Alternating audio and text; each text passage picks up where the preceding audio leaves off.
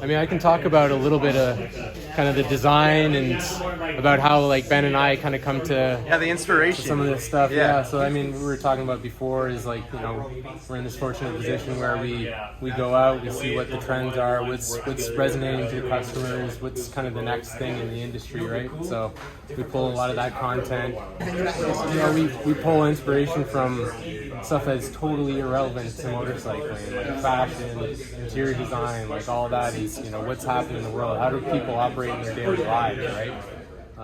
You know, how are people getting to work?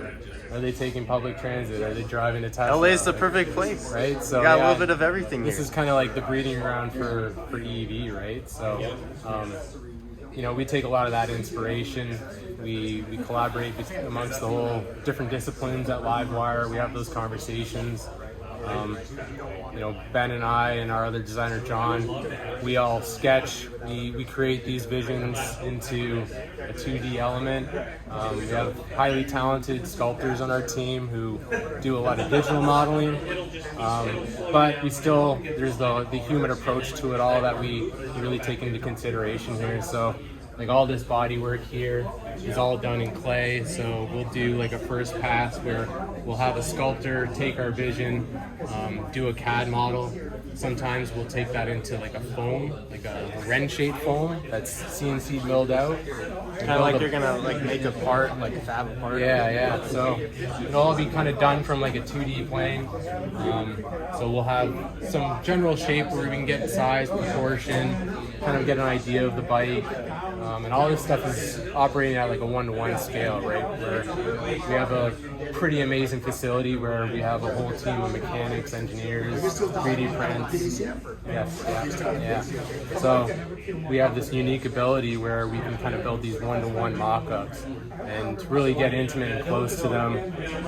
You know, we have whole team of people that do ergo evaluations on these bikes. So we sit on the bikes, we get feedback, and then that's where like the design team can kind of really hone in, and we can go into the clay model, and a lot of this line work is, you know, it's just done by hand at the end of the day, right? You can design a motorcycle through CAD and, you know, press print, but at the end of the day, you really need to kind of come in here and like feel like all the crown and the surfaces, and like the team that we have is so highly talented where we like microscopic focus on a lot of these lines and making sure things have crown. It's not like a flat, straight surface, right? So a lot of that like humanistic emotion and touch and feel is really what we really kind of strive for in every motorcycle, right? So yeah, and like you can kind of see it just like from like the whole profile, like the topographic view of it, right? And when you actually sit on the bike and how the interaction, like some of the inspiration here, like obvious with the flat track tires, and you know, the seat was designed in a manner where you have this like high approach right here, right? So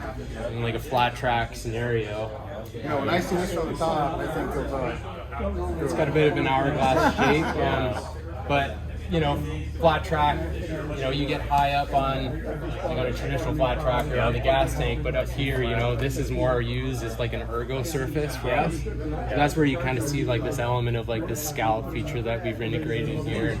It's kind of like this subtle nod to like, okay, this is kind of where your leg interacts with and how that feels. Yeah. Really paying attention to those elements.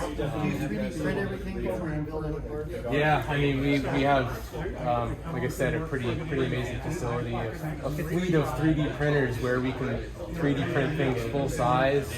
We also do like metal sintering, which is like kind of like the new stuff in the industry as far as like we'll 3D print handlebars and other components, and do a lot of evaluation testing on that too, right? Like the 3D print is progressed. Are you going to actually make production parts in 3D printing?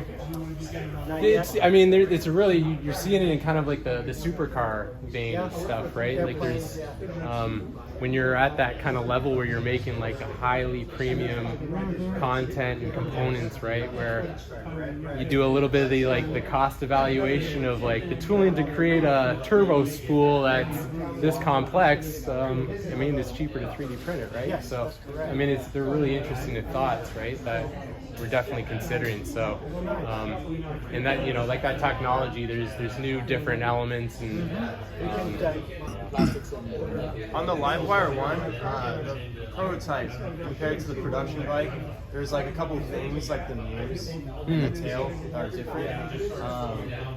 Who kind of directed like what exactly would be feasible to produce at that scale? What you had to kind of like slim down on? Yeah, that was a little bit before my time, but I can tell you, like, just using this as an example and like how we operate from a product design standpoint is, you know, like I said, it's highly collaborative with like purchasing, engineering, like all these groups, right? And we try and find that best balance of like, obviously we need to make this at an affordable price and make it achievable for people, but like there's a lot of like the fine details that have a heavy influence on like the decisions at the end of the day. But like the big focus on this is like what's going to resonate with the customer, and like the customer is always that foresight at the end. That's kind of what drives a lot of the decisions, right? You know, we do that with paint, finish, like premium nature. Like every little component on this is given attention and love, where you know, even if it's like underneath, you know, like it's kind of bringing back to that whole Harley Davidson thing of you know, like giving these mechanical bits like a lot of attention and love. Like everything on this has gone through like full surface treatment. This started off as a clay, where, you know, we work with our surface designers to sculpt all these fins. So this started out as a flat surface, and then you decided how you wanted to look at like traditional batteries like packs, right? And it's just a square. So you had it's designed to be like shrunk to a cell, efficient as possible, where, you know, we have this efficiency or this opportunity to kind of bring in the fins and make that a bit of a sculptural element. Yeah, like you said, it's just kind of part of that DNA element that, you know, Ben was saying, like these little bit of Easter egg elements that we try and inject, and there's some like little subtle nods to Harley in here, but also stuff that's like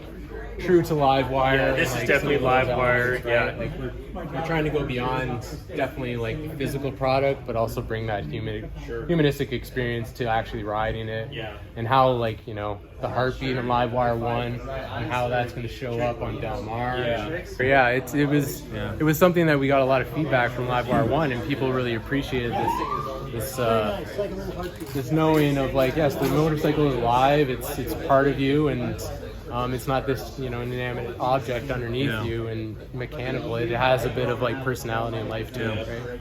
I mean, this is again back to like, you know, the engineers and the collaboration between all the different disciplines at the company, right? Where, you know, this project started out from like a blank slate and was all kind of brought together in like this holistic approach. So, you know, there was a very clear vision here, and how all these components and how we can kind of take a lot of the really great things from LiveWire 1, those elements, and how we can become a little more efficient with it, and how this evolves into a brand, right? And how we can kind of build upon that. So, yeah, I mean, this is kind of where it all started, right? And this is where it's kind of evolving to. And obviously, there's a lot more stuff in the works that we're fairly new brand and how that evolves, but. We're really excited about this and how it's kind of turned out. It's awesome. No, it's really awesome to like just even have you all here and like hearing your thoughts. Thank you for coming too. That's great. Don't make it so long next time. It's been a year. Yeah, right? Yeah, it's been